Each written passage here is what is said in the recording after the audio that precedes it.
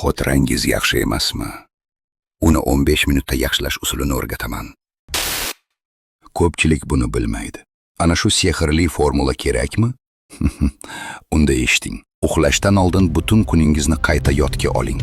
Siz ko'rgan, eshitgan, o'qigan yoki boshingizdan o'tkazgan hammasini ko'z oldingizdan o'tkazing.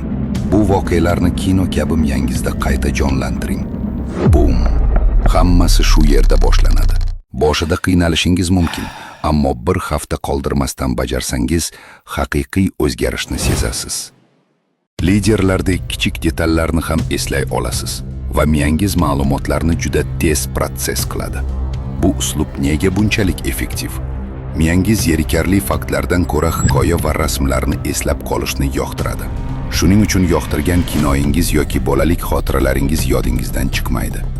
Biyoni tekshirishni unutmang, yo'qsa haqiqiy kuchni qo'ldan chiqazasiz. O'zingizga yoqmaydigan ovozingizni 5 kun ichida chiroyli va ta'sirli qilishni xohlasangiz, izohlarda plus belgisini qoldiring hamda direktingizni tekshiring.